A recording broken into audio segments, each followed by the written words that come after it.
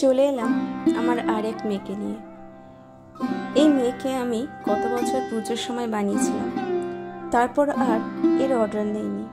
সত্যি বলতে সাহস হয়নি, কারণ প্রথম পিস বানানোর সময় একটা চিন্তা কাজ করে যে ঠিকঠাক করে দাঁড় করাতে পারবো কিনা, রং করার পর কেমন লাগবে, মানুষের ঠিক পছন্দ হবে কিনা। এবং সেকেন্ড পিস বানানোর সময় মনে হয়, বিশেষত এই ফিগারের ক্ষেত্রে, যে সেম হবে কিনা, যদি ভারী হয়ে যায়।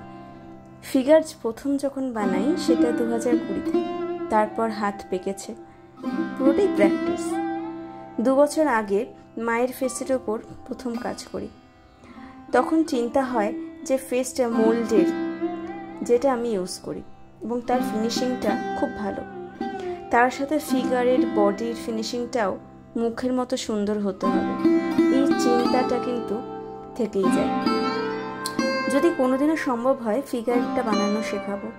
এই সেটটি এক বোনের জন্য বানানো, অনেক দেরি হলো বানাতে, কিন্তু সত্যি বলতে তোমরা বিশ্বাস করে যখন আমাকে সেই দায়িত্ব দাও, তখন সেই দায়িত্ব তো পালন করতেই হবে। আমার মেয়েকে কেমন লাগলো অবশ্যই জানিও। এই লাজুক এবং মায়াময় পুকুর থেকে হাতে এক গোছা পদ্মফুল নিয়ে হাজির। সত্যি বলতে এই লাল পেড়ে সাদা শাড়িতে মেয়েতে সত্যি সুন্দর লাগে, তাই ভাবলাম আমার মেয়েকেও সেই শাড়িটাই পরাই। তোমরা কিন্তু অবশ্যই কমেন্ট বক্সে জানিও, এবং পারলে আমার ভিডিওটি শেয়ার করো।